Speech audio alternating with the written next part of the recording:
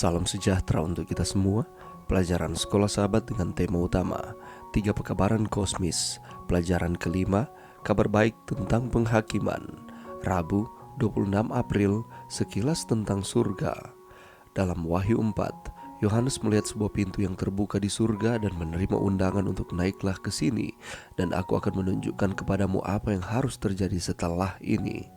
Yesus mengundang sang rasul untuk melihat melalui pintu yang terbuka di bait suci surga, untuk melihat pemandangan kekal dalam pertentangan besar antara yang baik dan yang jahat.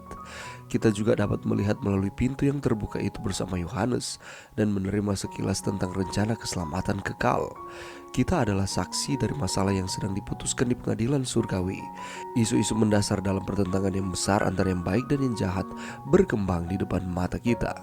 Bacalah Wahyu 4 ayat 2-4. Kesamaan apakah yang dapat Anda lihat di sini dengan adegan penghakiman dalam Daniel 7? Ini jelas merupakan adegan ruang tahta. Allah Bapa duduk di atas tahta dikelilingi oleh makhluk surgawi. Ada guntur dan kilat yang melambangkan penghakiman Tuhan. Kita juga melihat dalam Wahyu 4 ayat 4 bahwa 24 tua-tua hadir di sekitar tahta Tuhan. Siapakah 24 orang tua-tua ini? Di Israel kuno ada 24 bagian dalam keimamatan orang Lewi. Para imam ini mewakili orang-orang di hadapan Tuhan.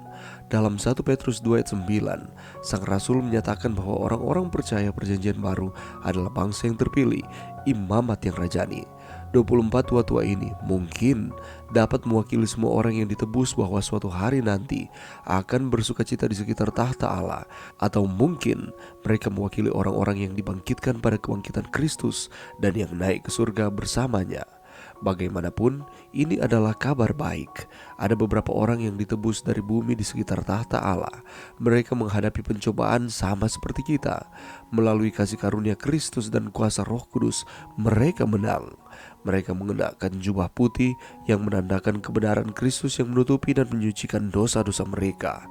Mereka memiliki mahkota emas di atas kepala mereka yang menandakan bahwa mereka menang dalam pertempuran dengan kejahatan dan merupakan bagian dari garis kerajaan surga dari orang-orang percaya yang dipenuhi dengan iman. Kita melihat sebuah tahta terletak di surga dengan Tuhan duduk di atasnya. Ada makhluk surgawi di sekitar tahta, dan segera seluruh surga mulai bernyanyi dan puncak pujian semakin tinggi dan semakin tinggi. Ya Tuhan dan Allah kami, Engkau layak menerima puji-pujian dan hormat dan kuasa, sebab Engkau telah menciptakan segala sesuatu, dan oleh karena kehendak-Mu semuanya itu ada dan diciptakan. Wahyu 4 ayat 11. Pelajaran yang bisa kita dapatkan pada saat ini, kalau kita membaca di dalam Wahyu pasal 4 ayat 1, Yesus mengundang Yohanes naik ke surga untuk menyaksikan gambaran sekilas tentang sejarah dunia, mulai dari zaman Yohanes sampai kedatangan Kristus yang kedua kali. Rasul Yohanes melihat melalui pintu yang terbuka ke bait suci surga dan ke tahta Allah. Tahta melambangkan pemerintahan Allah dan otoritas untuk mengendalikan ciptaannya, sementara pelangi yang melingkupi tahta Allah menyatakan kesetiaan Tuhan pada umat-umatnya. Tetapi iblis yang menjadi lawannya telah mempertanyakan otoritas Allah. Isu utama dalam pertikaian besar antara Allah dan iblis adalah tentang siapakah yang memiliki hak untuk memerintah. Maksud dari musyawarah surga yang dikumpulkan di ruang tahta surgawi untuk menjawab semua pertanyaan tentang hak Allah untuk memerintah atas alam semesta. Wahyu pasal 4 memberikan gambaran umum tentang ruang tahta surgawi dalam bait suci surga dan juga tentang penyembahan yang terjadi di sana. Ketika penyembahan di pasal 4 memuji kuasa penciptaan Allah, pasal 5 merayakan penebusan yang tersedia atas jasa domba yang tersembelih, yakni Yesus Kristus yang mati di kayu salib untuk saudara dan saya. Hal ini menunjukkan bahwa penyembahan yang benar adalah mengingat dan merayakan perbuatan Allah yang hebat dalam penciptaan dan penebusan. Allah yang menciptakan dunia pada mulanya juga memiliki kuasa dan kesanggupan untuk memulihkan ciptaannya kepada kondisi yang semula dan mengubahnya menjadi rumah yang kekal bagi umatnya. Dan inilah yang telah dijanjikannya dan yang akan dilakukannya. Dan kalau kita membaca di dalam Wahyu pasal 4 ayat 4, menunjukkan bahwa ada penatua, dan mereka bukanlah malaikat. Gelar tua-tua dalam Alkitab selalu digunakan untuk manusia.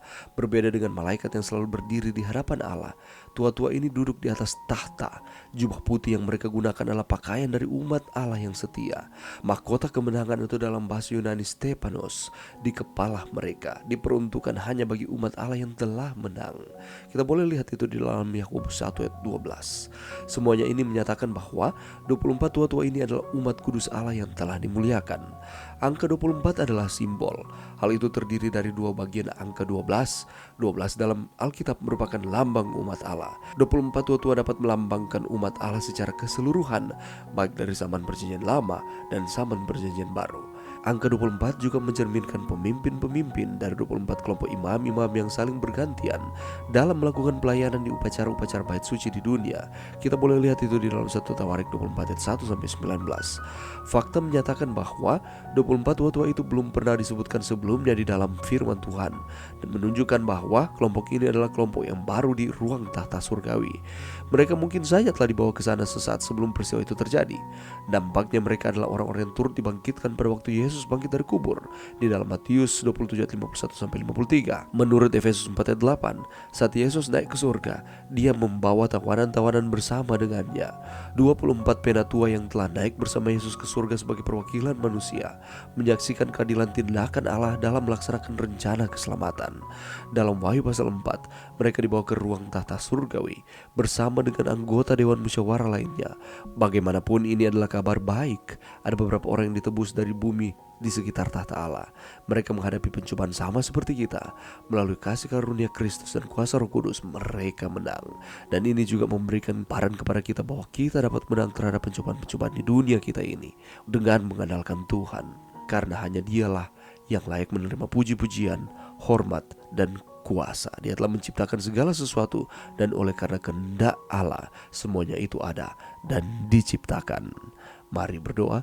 Terima kasih Tuhan atas firman-Mu pada saat ini. Terima kasih karena Allah melakukan segala sesuatu bagi kami. Bantu kami untuk kami terus setia kepada Tuhan di dalam nama Yesus. Amin.